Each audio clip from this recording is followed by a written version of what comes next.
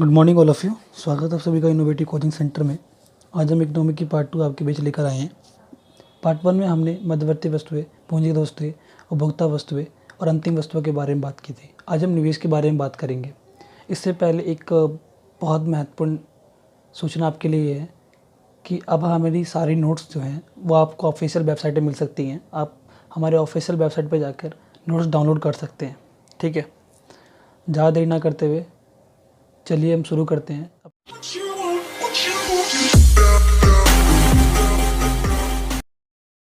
आज हम बात करेंगे निवेश। निवेश क्या होता है? देखिए, मान लीजिए कोई व्यक्ति है जो ए है और यहाँ पे दो कंपनियां हैं। एक मान लो बैंक हो गई और एक मान लो कोई कंपनी हो गई। ठीक है, अब इसने अपने पूंजी निर्माण में, मतलब पूंजी निर्माण यानी कि जो उसके पास कैपिटल है, इसके पास पैसे हैं, उसने बैंक में भी सेविंग किया और उसके बाद उसने कंपनी में भी इन्वेस्ट कर दिया।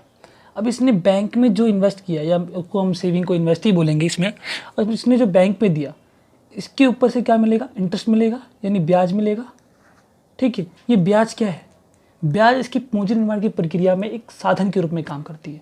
अगर मान लो इसने 1000 रुपये जमा किया तो आफ्टर 2 मंथ या 3 मंथ बाद मान लो 1031 रुपये हो जाए या 1044 रुपये हो जाए, वो हर एक बैंक के नियम के हिसाब से होता है। तो कहीं ना कहीं इनकी पूंजी में कुछ ना कुछ तो परिवर्तन आया। इसने कितना इन्वेस्ट किया था? 1000 रुपये, मिला कितना इसको? 144 रुपये। तो कहीं ना कहीं इनकी पूंजी निर्माण की प्रक्रिया में वृद्धि हुई कि नहीं हुई? इसीलिए निवेश को सिंपली क्या बोलाता है? निवेश से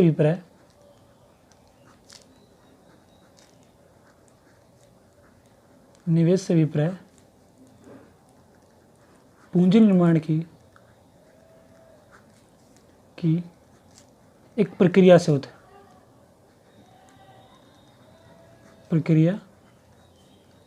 है।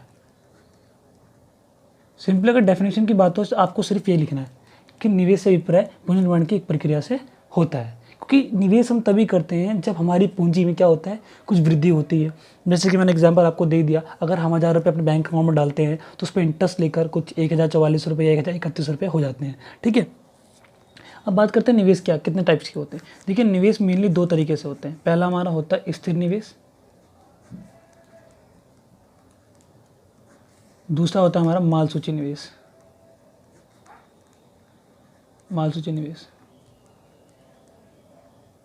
ठीक है, देखो स्थिर निवेश क्या होता है? जो स्थिर परिसंपत्तियों पर किया गया व्यय।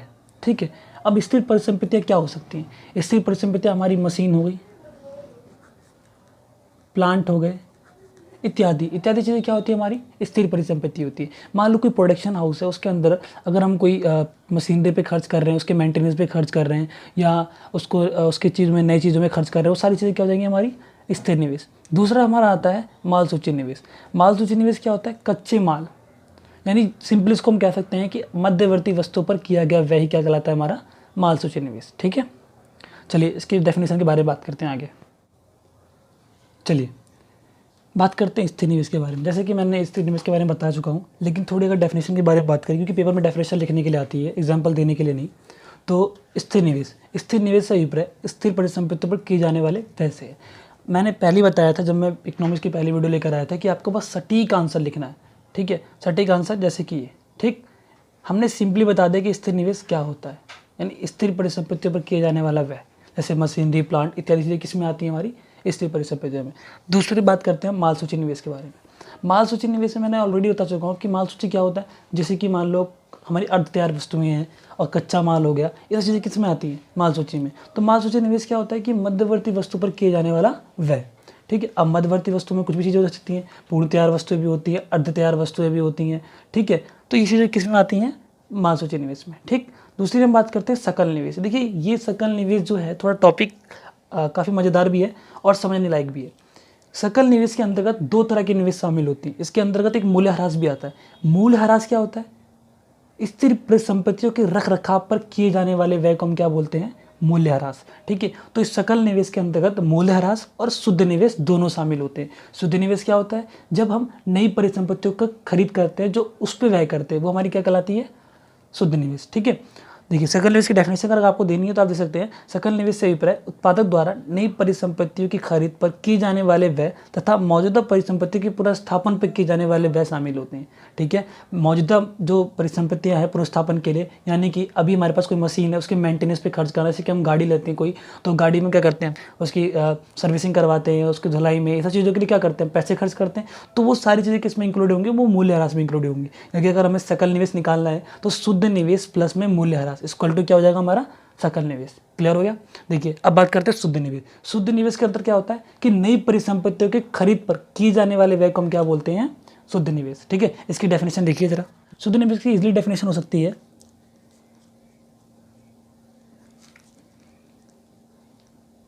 शुद्ध निवेश से अभिप्राय नई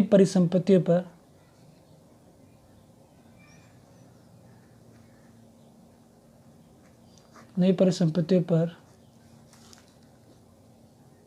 किए जाने वाले व्यय से है। अब इसके अंदर कोई भी नया सामान आ सकता है, कोई भी नया सामान, जैसे कि आप मान लो कोई भी नई मशीन, मैंने कोई प्रोडक्शन चल रहा है उसके लिए मैंने नई मशीनें खरीदी हैं, ये सारी चीज़ें हमारी किस में आती हैं, शुद्ध निवेश में आती है। यानी इसके अंतर्गत कोई मूल्यह्रास शामिल नहीं होता है। मूल्यह्रास की डेफिनेशन भी देख लेते हैं आगे। ठीक है, चलिए बात करते हैं मूल्यह्रास के बारे में कि मूल्यह्रास क्या होता है। देखिए कभी कभी ये आपकी नेशनल इनकम में काफ़ी फ़ायदेमंद है कि मूल्यह्रास क्या होता है, क्योंकि नेशनल इनकम में मूल्यह्रास एक अपना महत्वपूर्ण योगदान देता है। क्योंकि मूल्यह्रास की वजह से ही कभी क्वेश्चन भी गलत हो जाते हैं, तो इसलिए आपको ही समझना ज़रूरी है कि मूल्यह्रास क्या होता है। देखिए अगर इजीली डेफिनेशन की अगर हम बात करें तो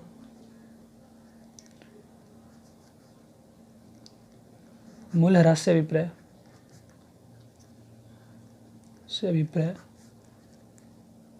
स्थिर परिसंपत्तियों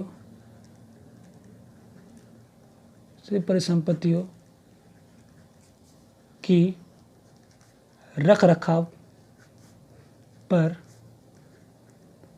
किए जाने वाले व्यय से। सिंपली कहने का मतलब ये है कि स्थिर परिसंपत्तियों की रख रखाव यानी उसकी मेंटेनेंस पे जो खर्च होता है उसको हम क्या बोलते हैं, डेप्रिसिएशन यानी मूल्यह्रास। क्लियर। ठीक है, देखिए ये दो चीज़ें, इतनी जो चीज़ें थी आपके लिए मोटा मोटी चीज़ें ऊपर से थी। अब जहाँ तक हम कवर करेंगे इनके अंदर अंतर बताने के लिए, अगर आपको फिर भी कोई क्वेश्चन समझ में नहीं आता है या कोई टॉपिक समझ में नहीं आ रहा है, क्वेश्चन भी अभी अगर हमको देंगे आपको, अगर आपको कुछ समझ में नहीं आता तो आप कमेंट कर सकते हैं, हम उसके ऊपर एक स्पेशल वीडियो लेकर आएंगे। ठीक है, आपको जो भी समझ में नहीं आता प्लीज़ कमेंट करिए, हम उसके ऊपर काम करेंगे। ठीक है, चलिए अब दो तीन चीज़ें हैं जिसके बारे में जानते हैं। एक तो हमारा स्टॉक होगा, प्रवाह होगा। ठीक है, इन दोनों के बीच में अंतर, क्योंकि ये ज़्यादातर पूछी जाती हैं। और दूसरा हमारा सकल निवेश और शुद्ध निवेश के अंदर बीच में अंतर। ठीक है, ये दोनों चीज़ें हम जानने का प्रयास करते हैं। चलिए शुरू करते हैं। चलिए पहले हम स्टॉक के बारे में बात करते हैं कि स्टॉक क्या होता है।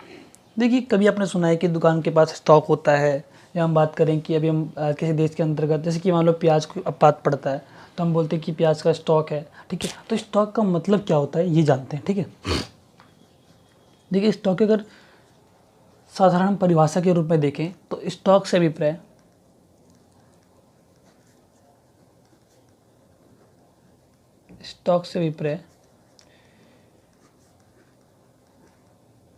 एक निश्चित समय बिंदु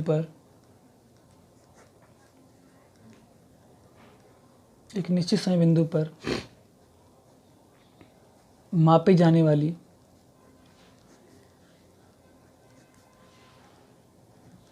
मात्रा से होता है। मतलब एक निश्चित समय, मान लो 2016 में किसी बैंक में मेरे खाते में मान लो 17,000 थे, या 2017 में मान लो ये बढ़कर कितना हो गया, 18,000 हो गया। तो यानी कि एक निश्चित बिंदु पर मापी जा रही है ना, कि एक फिक्स टाइम ड्यूरेशन पे कितना हमारे पास है। ठीक है, अब इसके जस्ट अपोजिट हमारा आ जाता है क्या, प्रवाह। देखो इसके अंदर क्या हो सकता है कि मान लो एक टंकी में स्थिर पानी, वो क्या है, हमारा स्टॉक है। ठीक है, दूसरा हमारा क्या होता है, एक हमारा होता है संपत्ति भी क्या है, हमारा स्टॉक है, कि वो एक निश्चित फिक्स टाइम पे था। जैसे कि मान लो कोई परिवार है, उसके पास 2016 में 2 लाख की संपत्ति थी। ठीक है, अब वो 2017 में बढ़कर 5 लाख की हो गई है। ठीक है, और 2019 में बढ़कर 8 लाख की हो गई है। तो ये क्या है, एक टाइम ड्यूरेशन पर उसकी संपत्ति के बारे में बात करता है, यानी एक टाइम फिक्स टाइम पर जो हमारे पास चीज़ें होती हैं वो हमारे क्या कहलाती हैं, स्टॉक कहलाती हैं। क्लियर है? ठीक है, देखिए आप जानते हैं प्रवाह के बारे में। चलिए अब हम प्रवाह के बारे में बात करते हैं। जैसे कि हमने देखा कि स्टॉक एक निश्चित चर बिंदु से होता है उसका अभिप्राय, तो उसी तरह से प्रवाह अगर हम बात करें तो वो समय की एक विशिष्ट अवधि से होता है, जिसे हम प्रति घंटा, प्रति वर्ष, प्रति माह इत्यादि के रूप में मापते हैं। देखिए प्रवाह एक अवधि होती है कि उस अवधि में इसका फ्लो कितना था। जैसे कि मान लो आई होता है, आई क्या है, आई भी तो एक प्रवाह ही है। ठीक है, अगर हम बात करें कार की रफ्तार के बारे में तो वो भी क्या है, वो भी एक प्रवाह है, क्योंकि वो कम ज़्यादा होता रहता है। तो एक प्रवाह होता है जो एक समय कालीन अनुसार चलता है। ठीक है, जैसे कि स्टॉक की बात करें तो उसका कोई समय काल नहीं होता, वो एक निश्चित बिंदु मापी जाती है, बल्कि प्रवाह के बारे में बात करें तो उनका एक समय काल होता है। ठीक है, तो देखिए अगर हम प्रवाह के बारे में डेफिनेशन लिखें तो ये हो सकता है कि प्रवाह से अभिप्राय समय की विशिष्ट अवधि में मापी जाने वाली मात्रा से। जैसे कार की रफ्तार हो गई, पूंजी निर्माण हो गए। ठीक है, पूंजी निर्माण यानी निवेश की प्रक्रिया जो होती है। ठीक है, यानी कि हम बात करें सिंपली में कि प्रवाह एक समय अवधि है बस। अगर आपको याद रखना है स्टॉक और प्रवाह क्या होता है, तो एक समय अवधि और एक क्या होता है हमारा निश्चित चर बिंदु। क्लियर? ओके, अब इन दोनों के बीच में अंतर जानते हैं, क्योंकि कभी कभी 3 नंबर का क्वेश्चन पूछ लिया जाता है कि भाई स्टॉक और प्रवाह के बीच में क्या अंतर है। और अगर आप प्रीवियस क्वेश्चन पेपर उठा के देखोगे तो बहुत से ऐसे क्वेश्चन आपको मिल जाएंगे जिसमें क्वेश्चन पूछा गया है। तो बात करते हैं स्टॉक और प्रवाह के बीच में अंतर क्या होता है। चलिए बात करते हैं इन दोनों के बीच में अंतर। ठीक है, देखिए स्टॉक और प्रवाह के बीच में क्या अंतर होता है, ये प्रीवियस क्वेश्चन में कितनी बार पूछा गया हुआ है। ठीक है, आप देख भी सकते हैं, फिर भी अगर आपको डाउट है तो आप कमेंट में पूछ सकते हैं हमसे। ठीक है, तो देखिए स्टॉक और प्रवाह के बीच में अंतर कैसे बोल सकते हैं। देखिए स्टॉक से अभिप्राय निश्चित समय बिंदु पर मापे जाने वाली चर से, जैसे कि मैंने ऑलरेडी बता दिया कि इसे एक निश्चित चर बिंदु मापते हैं। दूसरा हमारा है कि स्टॉक का कोई भी समय काल नहीं होता है, यानी मैंने पहले बोल चुका हूँ कि स्टॉक का कोई भी समय काल नहीं होता है, क्योंकि एक निश्चित बिंदु पर मापी जाती है। तीसरा, स्टॉक प्रवाह को प्रभावित करती है, और जिससे कि पूंजी का स्टॉक जितना होगा उतना प्रवाह भी अधिक होगा। जाहिर सी बात है, अगर हमारे पास पूंजी होगा उतना हम वस्तुओं और सेवाओं का उपभोग भी कर सकते हैं। यानी कि अगर हमारे पास पैसा है, मान लो किसी कंट्री के पास बहुत पैसा है, तो इससे क्या होगा कि उस क्षेत्र में होने वाली प्रवाह, यानी जैसे वस्तु हो गई, सेवा हो गई, इनकी जो सर्विसेज होंगी वो काफ़ी ज़्यादा होंगी। ठीक है, तो जितना आपके पास पूंजी होगा उतना ही वस्तु सेवाओं का आप उपभोग कर पाओगे। ठीक, अब हम बात करते हैं प्रवाह के बारे में। देखिए प्रवाह से अभिप्राय एक समय अवधि के दौरान मापे जाने वाली चर से। इसमें आ गया ना समय अवधि, देखो उसमें समय अवधि नहीं था और इसमें क्या है, इसमें समय अवधि है। क्लियर? दूसरा पॉइंट इसका है कि प्रवाह का समय काल होता है, यानी इसको हम समय काल के अनुसार मापते हैं, जैसे कि प्रति माह, प्रति सप्ताह, प्रति घंटे। ठीक है, प्रति मिनट, ये सारी चीज़ें क्या हो जाएंगी, इसमें प्रवाह के रूप में मापी जाएंगी। तीसरा पॉइंट इसका आ सकता है कि प्रवाह स्टॉक को प्रभावित करता है। ठीक है, जो प्रवाह है वो स्टॉक को प्रभावित करता है। आय का फ्लो जितना होगा उतना आप लोगों के पास क्या होगा, पूंजी का स्टॉक होगा। ठीक, अगर जितनी हमारी इनकम इंक्रीज होगी उतना हमारे पास क्या होगा, पैसा होगा। यही बात वो कहने की कोशिश कर रहा है। यानी आपको सिंपली ये 3 पॉइंट इसमें और 3 पॉइंट इसमें, ये आपको याद रखना है, आपको 3 नंबर मिल जाएंगे। ठीक है, ये सिंपली इजी भाषा में लिखा हुआ, बिल्कुल सटीक आंसर है। कोई इस इकोनॉमिक्स में फालतू चीज लिखने की कोई जरूरत नहीं है, केवल सटीक आंसर लिखिए। क्लियर?